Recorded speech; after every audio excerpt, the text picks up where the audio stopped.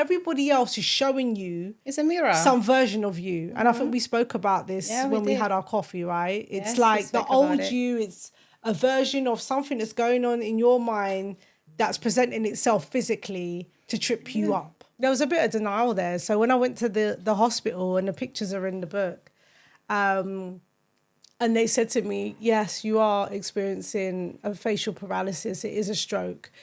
Take some steroids, which I don't really believe in, but I took them.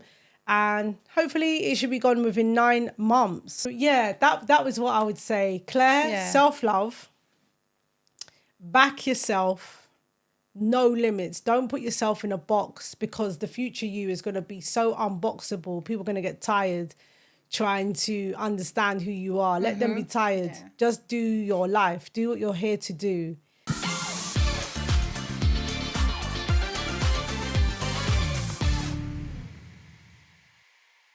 Hello, my name is Sandra Molina. Welcome to the Inspiring One podcast. Today, we have a special guest that has come to my first episode.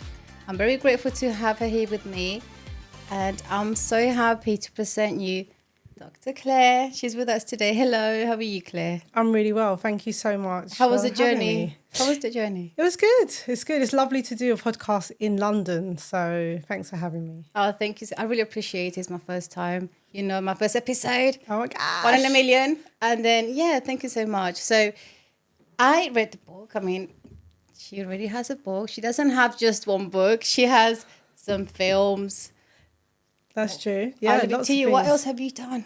What have you not done? Well, that's how it's becoming now. So thank you. This is Clarity. This is my first book. It's my debut. I released it just not even 3 months ago, so 2 months ago. And I'm really excited because it's a sort of new arm within my company of brands. So my husband set up the British Urban Film Festival 20 years ago. And within that, we have the award show, which I created 11 years ago, and I've been directing the show. It happens once a year. So we honour with awards 30 filmmakers a year. And then now we have Buff Books. So it's a literary arm, and it's sort of pushing us into a new phase of our combined interests. So Emmanuel is, a film kind of guru, producer, exhibitor, like he lives and breathes film. And I do too, but I'm also a scientist, and I've kind of muted my scientific background over the last decade to really support and build up Buff. I came into Buff when it was 9 years old, and I came in as a sponsor actually with my skincare brand Premay. And I loved what he was doing because my first degree was acting and directing. And then my postgrad was teaching drama. So drama teacher, acting teacher. And then my postgrad, my doctorate is in science because I've always had a kind of interest in health. Yeah. Because I lost my dad when I was 9.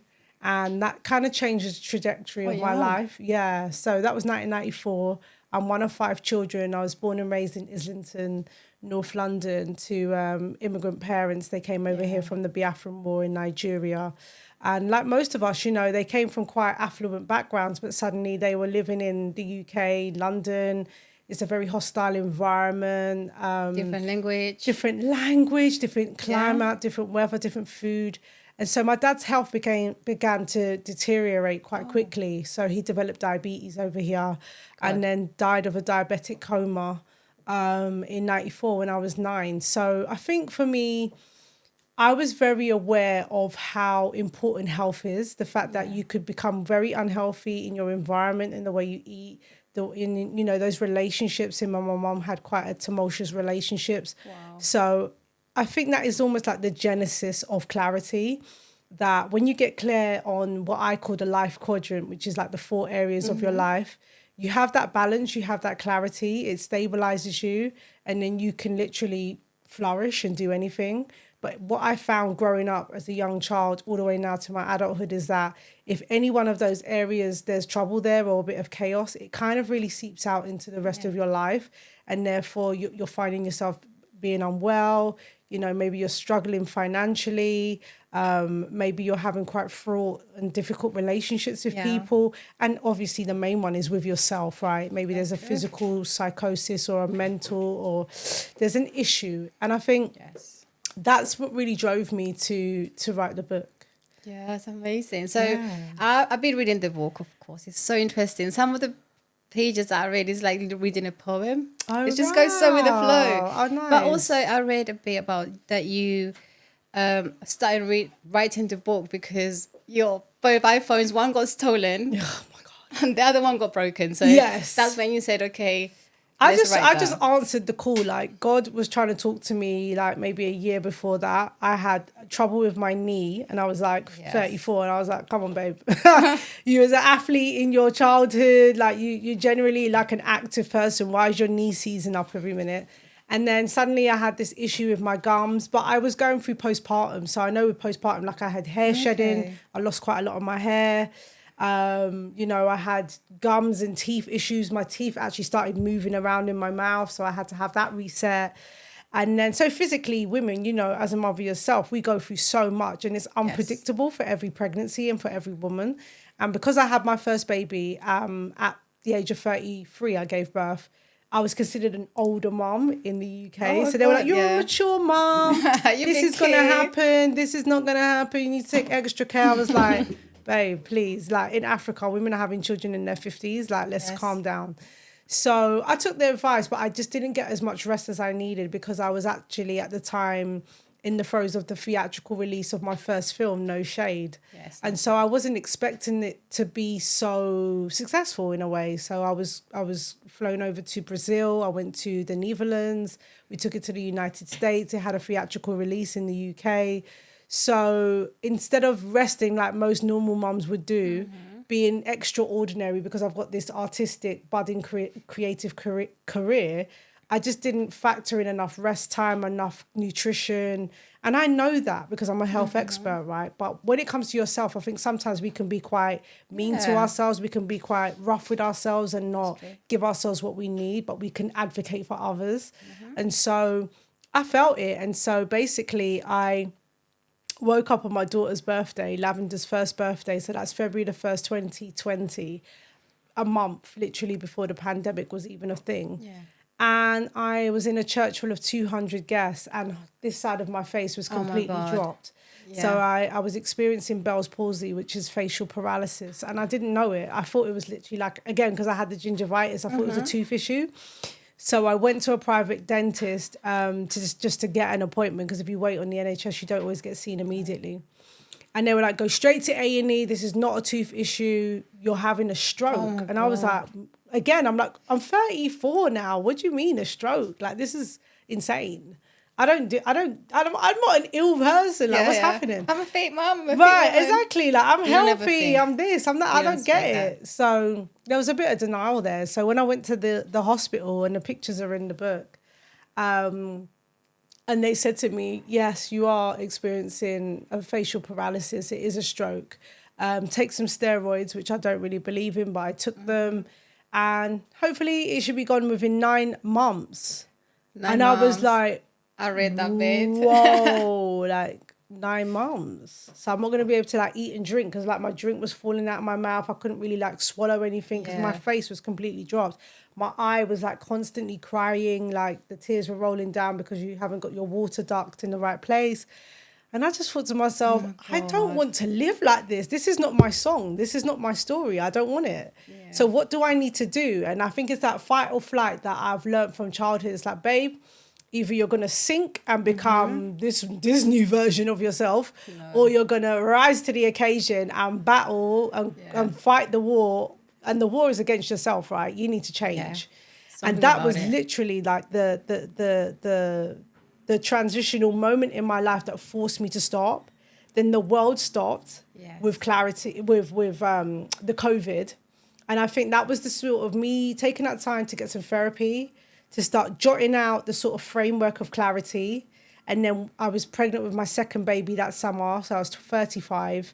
And then when Eden was born at 36, I literally started writing. And I remember it so vividly because I would take her to Pret. So I had the baby in the stroller, I was typing out, And it was so important for me to release it. And But you did it I'm glad I did. You did because I mean you didn't do it in 9 months. You didn't do it in 6 months. You did it in 30 days. What, the Bell's palsy? Yeah, Yes. well, 29 to be exact, 29. because I had a deadline because the month before the Bell's palsy, Emmanuel received a letter from the now king honouring him for services to black film and TV, which meant that we had to be at the palace because he accepted the Can you medal. imagine yourself with the face? No. I could not imagine it. I didn't want to imagine it, right? So I said to myself, all right, Claire, you got 29 days because you want to be standing in the palace next to Emmanuel with your own medal on, because I was honoured 4 years ahead of him. And, you know, you want to look your best. You want to make, you know, Yes. like no one should know, right, that you've had some sort of a health Yeah, issue. no one should know. So literally I went into this like deep concentrated space of steam swim sauna. I listened to nothing but meditation music or prayers. I only read the Bible. And Dr. Joe Dispenza, he's an incredible scientific philosopher that I discovered on YouTube. And between his book and the Bible, basically, Yeah. I was just like, hey, there was this awakening of the fact that I had left the quadrant of emotional and spiritual in the hands of astrology Yeah. and new age nonsense. Yes. And I call it nonsense like in the kindest way, because I get it. Sometimes we leave Christ and we come back to it through, you know, praying to different deities. We even look at our ancestral lineage. And there is a lot of culture There's a lot within that we should not dishonor. But in terms of like an almighty God, I feel like the gospel of Jesus, the Holy Trinity, it does really, really make sense. And when I apply it to my life, I see the results there. And I see that through all of my trials and tribulations, the Lord has never left me. Some people call the Lord the universe, the Yes, source, yes. whatever word you wish to take up. But for me, it is the Lord Almighty. Yeah, we're never alone. I the mean, Father of Jesus Christ. It's clear what the Bible says. Yeah. We're the temple of God. I mean, we're not empty. No, we're not at all. empty. We're all made in the image of God because he's so multifaceted, you know. Definitely. We all come from one true source. And obviously it is about, when I say the gospel of Jesus, it's about the moral and the ethics of being a really incredible human being. And I think what I discovered about myself through writing Clarity was that if I stick to my own philosophy, I won't be an imposter anymore. I won't be feeling like, oh, you're a fraud. You know that you came from the foster care system. You know that, you know, you're not as disciplined as you tell other people to be. It's like, no, do you know what? If you put this out, you better be on your game, sis. So basically, Clarity almost holds me to a level and a standard that I need to maintain to say to myself, no, you are living and breathing exactly what you say you're about.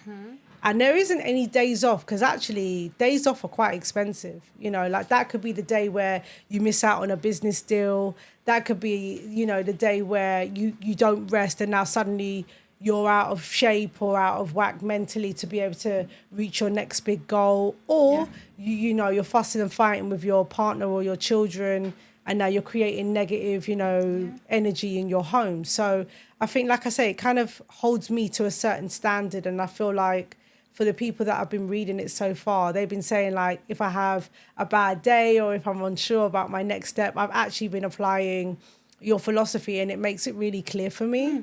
And for that, I'm just so grateful. Yeah, I mean, you're actually teaching other people things they don't know. Sometimes they just get to talking about the religious side. They stay in the religious bubble when there's more to that. There's more to the rabbit hole, more beautiful things out of just depending on someone to come and just pray all the time. When you also have the word, also have the power to do. Yeah, to get active, take action. That teaches, the book teaches a lot of other people, you know, there's meditation, the way to eat, the way to act. It's not actually what's happening, it's the attitude.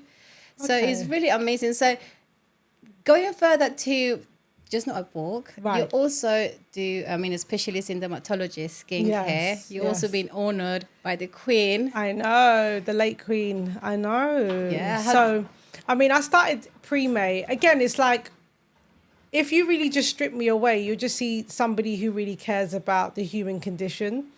So I had eczema and acne from the age of like 14 to 21, like most of us. But the difference for me is that I was working in beauty. So it's kind of like I'm doing makeup. I'm getting to go to all these amazing gigs, like magazine shoots for Nike, Reebok, Adidas. I'm working on, up and coming celebrities or London Fashion Weeks. Yeah. And then I'm standing there and I've got 5 layers of foundation on because my skin is just awful. And then I look at myself in the mirror and I'm like, you're working in beauty, but actually you're not looking your best. And so I started making my own creams in my kitchen and, it's widely been talked about if you Google it. But yeah, so I took my products to Spitalfields and I was selling it every Sunday. And I think what my clients really loved was the fact that they were able to read the label. Yeah. They had like 5 ingredients or less. It was so natural that you could eat it. I had quite a lot of Spanish, Italian, French. Yeah. And they're like, is it food? And I'm like, yeah, edible. It is. It's edible. It's raw. It's organic, like to the point of it being, food grade, some of my ingredients. So they loved it. And then they would go away, tell somebody else, come back the next week, take 5 tubs, right? Because they're like, okay, I'm just on holiday, but I've loved using it. It smells delicious. Yeah. I'm going to take some home for my family. And that really just boosted my confidence. The thing about life is that when somebody trusts you to try, that is just gold, because a lot of people don't even get like one customer, let alone growing a whole business, that goes into your own shops, your own pop-up shops, having my own clinic at Harley Street, selling my own products on national television, on Shopping Nation, which is like a baby version of QVC. Yeah. And just having so many like lived and life experiences that came out of Pre-May. And a lot of those clients and customers now, have followed me onto this clarity journey. They're like, oh, great, you're back. What does that mean? Is Pre-May coming back? And I'm like, well, if you buy the book, you might read at the end a little confessional. So yes, the skincare brand is coming back. Amazing. I found a factory in the UK that is really robust. They've produced for 35 other companies. They have their own brand. We had a beautiful session last week of me testing and trying every single product. And I feel secure in them because I used to make these products by hand. Yeah. So for me to trust somebody with my formulations and my philosophy, but that's what growth is. 10 years ago, I couldn't even have contemplated that because I had some negative experiences in a first skincare brand that I made, which I don't cover in the book. But someone tried to steal my company from me. Oh, my God. And that left me feeling like, I don't think I can trust people in this space because what I've got is so important. But at the time, I was dealing with a lawyer and he said, look, Claire, you're the genius. Go away for 6 months, shut down your former brand, come back with a new logo. All your customers know you're the one.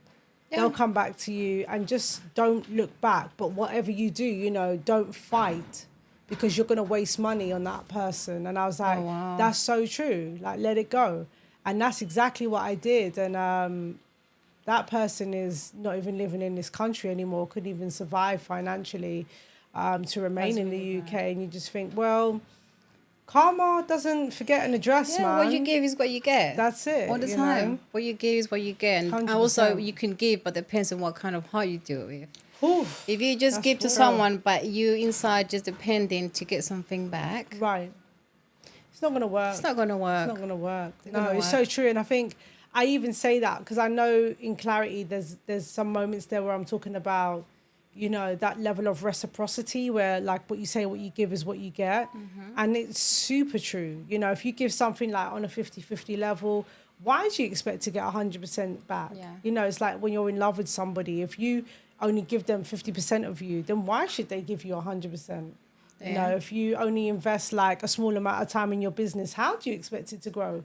How? If you only go gym once a month, how are you going to get the 6-pack? Oh, the chest. You know what I mean? Or the chest, or the arms, or the biceps, whatever you're looking to in your dreams. In your dreams, right? On your vision board, right? So it's about being proactive. That's about moving. That's it. That's what Clarity is. It's a call to action. If there's an issue, it's not about get rich quick. No. It's not some, foolishness about nonsense. It's genuinely applicable, lifestyle. Yeah, I mean, you also mentioned in the book about how sometimes we just get caught on just following a dream and forget about ourselves. Very easy. And that's the beginning of the book. And I was thinking that it's so true. Sometimes we just find ourselves chasing something without even thinking about ourselves, our health, because we want to get to the goal, to the fruit, to the big dream, yeah. But we get there maybe sick. Whew. How are you going to enjoy that? Enjoy it. How are you going to sustain it so that you can maintain it and grow it, multiply it? Because the fact is, Andrea, you know, when God plants a vision in your mind, it's not just for you.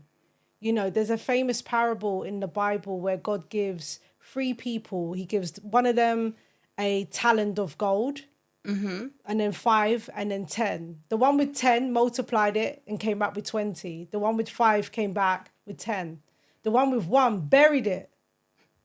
And God was like, are you for real?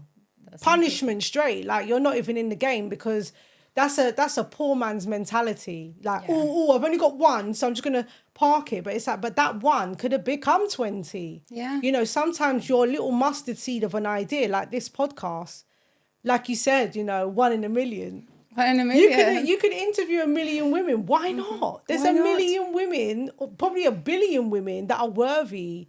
Yeah. I'm sure there's 3.5 billion, you know, if we say, you know, the world is made up of 45% women, right? Yes. It's like everybody has a story. Everyone It doesn't does. matter how rich they are, how beautiful they are to the beholder, you know, how they all come with their own richness and lived experience that is supposed to be a blessing to somebody And it's else. really sad somehow, because some people don't believe in their own story. I don't. Some people don't. Every day I wake up, I'm like, girl, It's a who do you everyday think you are? homework. You know, like it's daily, it's momentary. daily. Because the fact of the matter is, if you give Satan any time, if you're idle for like even a couple minutes, like those negative thoughts will enter your head and they will take over. Because what we don't understand is that our mind is our worst enemy. We think our mind is there to support our dreams and goals. No. The minute that playground, that, as I say in the book, the big picture in your mind, that's your cinema screen in your head, right? Because I use the analogy of film. That film wants to switch off. It wants to go to bed. It wants to drink some gin and tonic. It wants a chocolate bar. Coffee. They want coffee. Coffee. You know, wants a cigarette. It wants to go on holiday and park, you know, all the work that's piling up. Like, we literally have to, we literally have to train and command and dominate our own minds to get the best out of ourselves. Because left to ourselves, we are unruly, undisciplined and untrained. Yeah. And it's a personal work, actually, because we could go to psychologists, we could get some treatment, we could go some therapies, but it's up to you. But when you put the phone down, you still got to do the work. It's up to you. It's up to me. It's up to no one can force you. No way. And the things that some people go around asking, say like you just mentioned in the book that you used a film, analogy. So I saw it in the way of everyone goes around asking how to do it.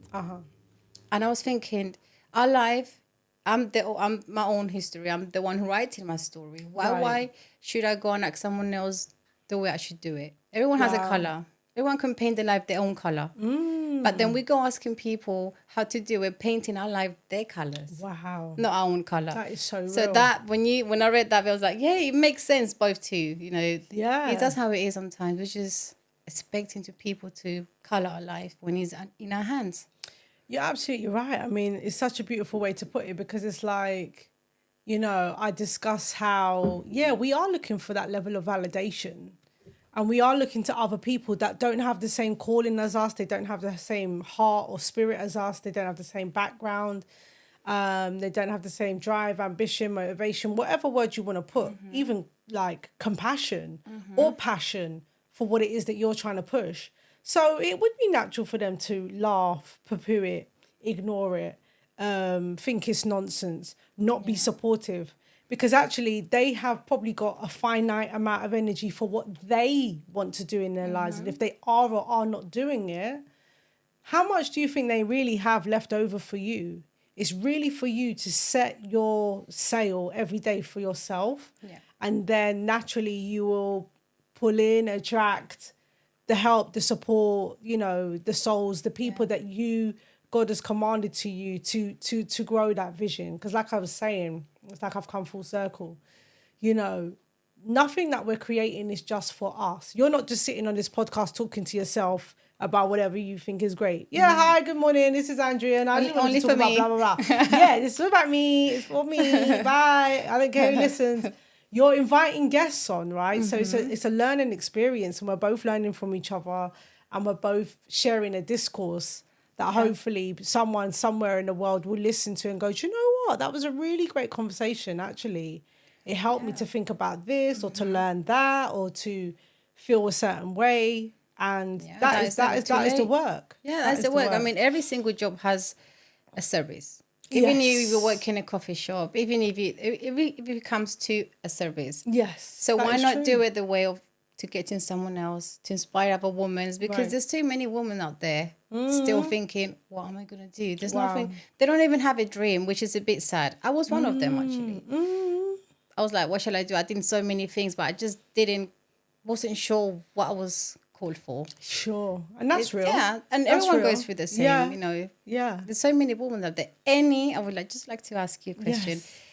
Is there any advice that you would like to give beautiful women out there listening to us that they don't even have a little bit of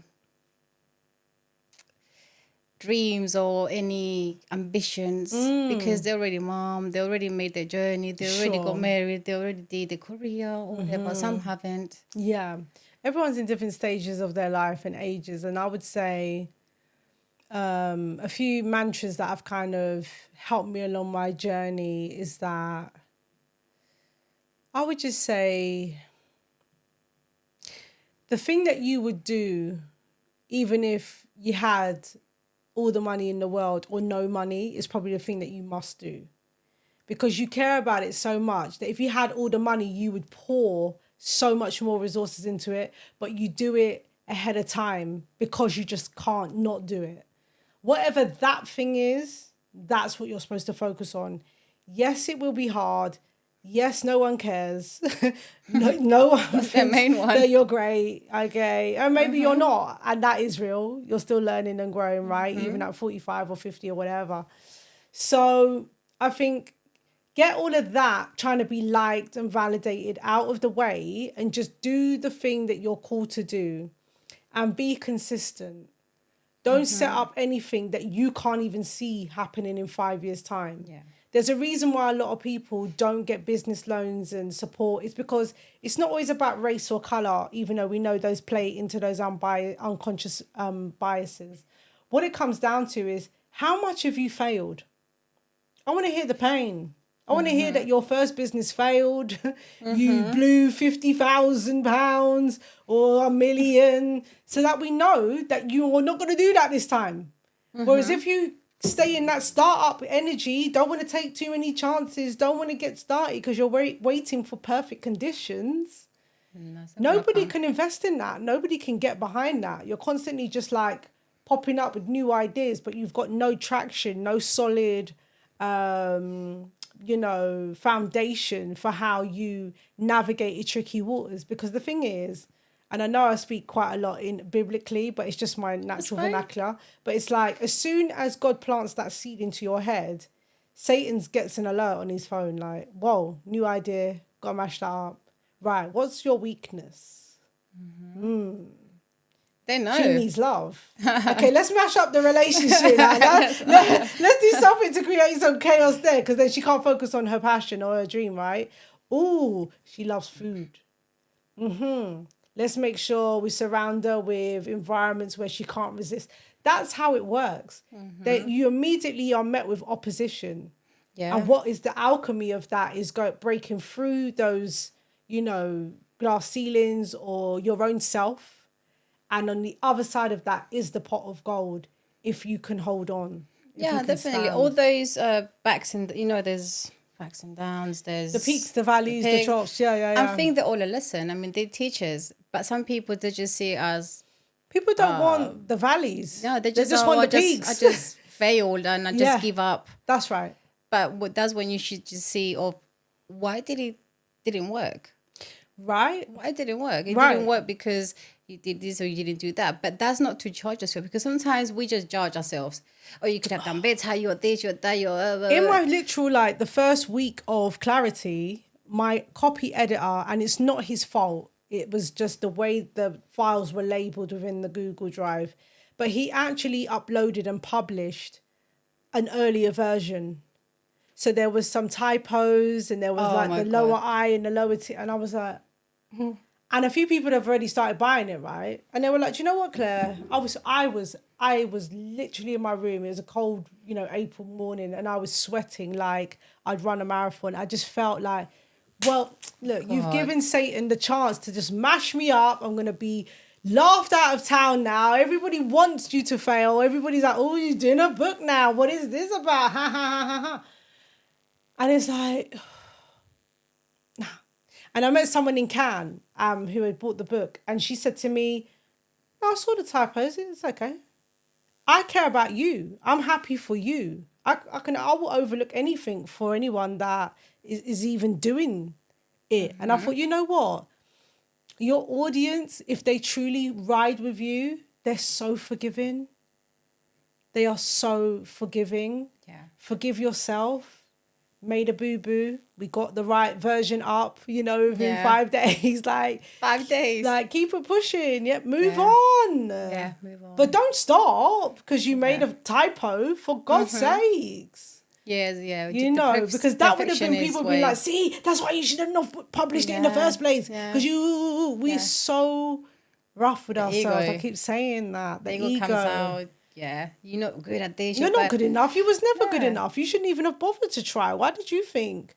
Because I said that to her, who are you? You're putting out this book and it's just dry, man. Leave it in the Google Drive. Forget it. Or give it to the girls when they're older. No one needs to know all this. No.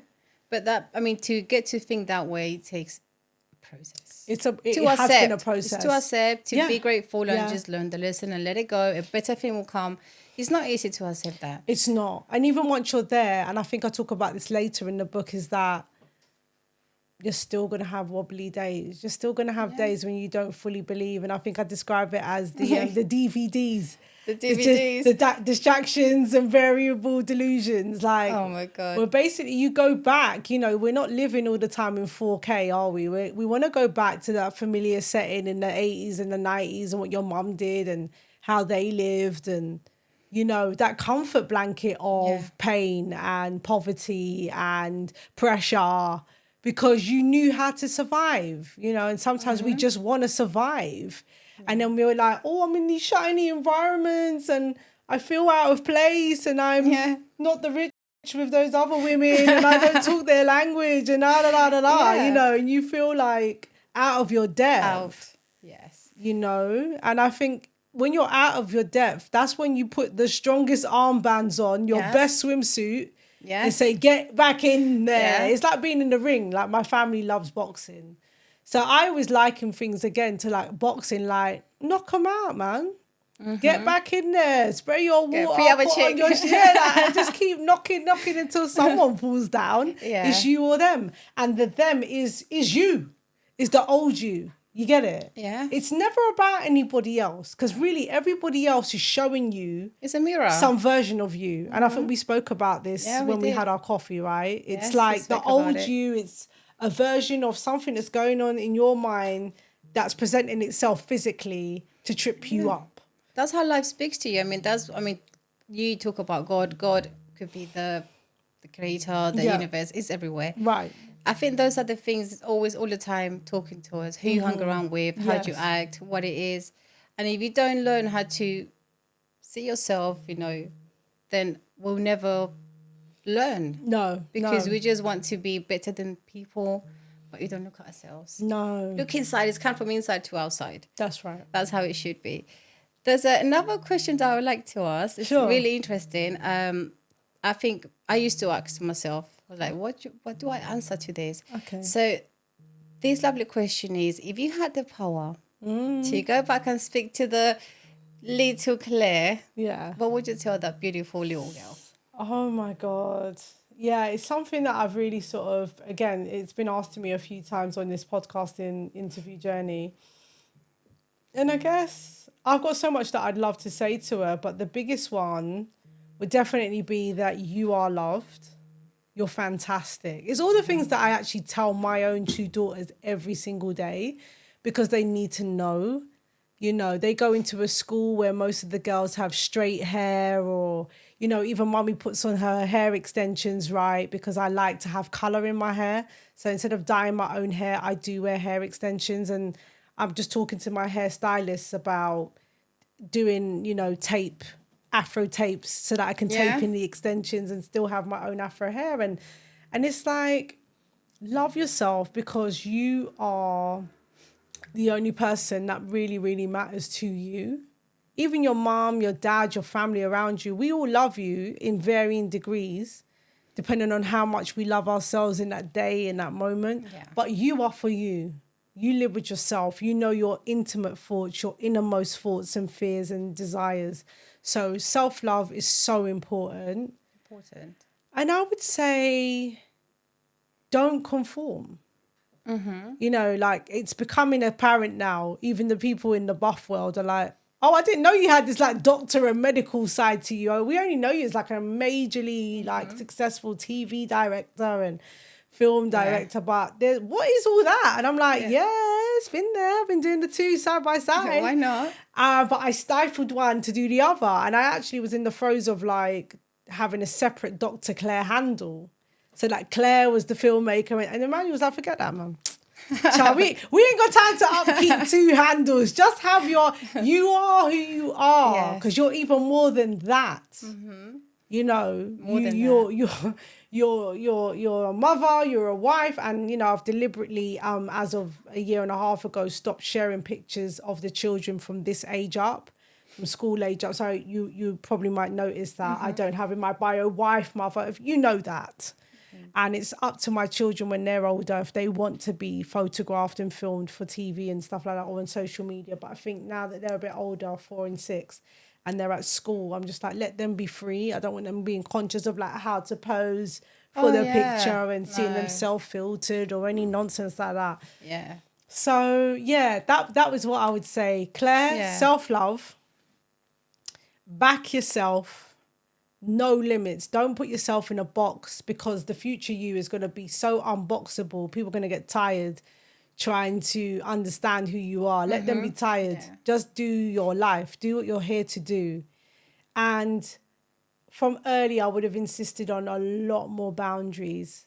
I can see now how unguarded I was. I would just cleave onto people, collect a load of dusty friends that were not supportive, that would tear me down, that would look for ways to compete instead of collaborate. I would attract men into my life that were looking for like the trophy wife, you know, that was going to either help them do something or support them, but not really support me back. And that, you know, that's glory to God that I stopped in that moment. I actually went on a fast at that time before I met Emmanuel. Oh, so, did you? Yeah, I literally called Emmanuel into my life because it was so funny. Him. I did, and I got him. Yeah, I read. And he got me. And they got each other compliments. So I read in the book that you're planning the future to make a film regarding how you guys met. You didn't meet in London, did you? We did, we did. We met on the radio in the sense that I was on the radio and he was listening in, and then he tweeted me.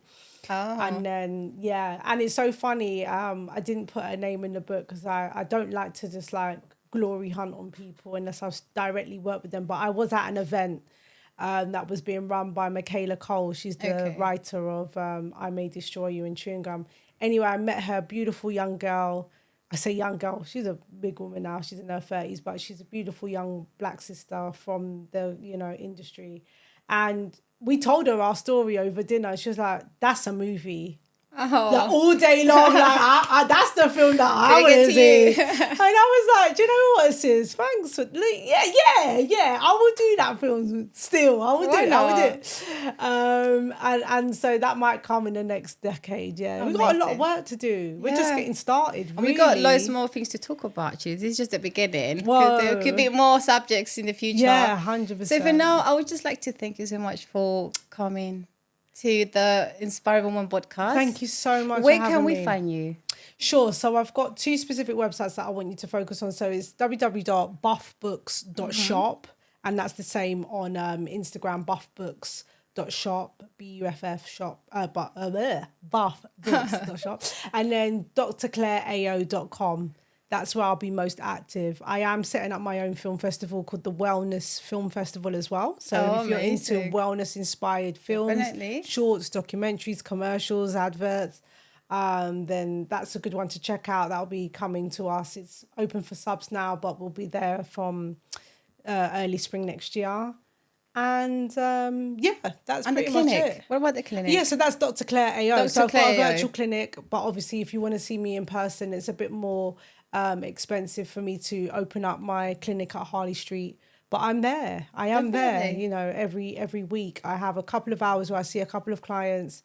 And if you've got any pressing health issues, physically, verbally, mentally, then get in touch. Get in touch. So here we go. Thank you so much for coming. Thank you for listening. Thank you. And don't forget to follow the Inspiring Woman podcast to hear more stories about lovely women who will be inspiring your life. I believe in stories, and the stories could get to you. Thank you.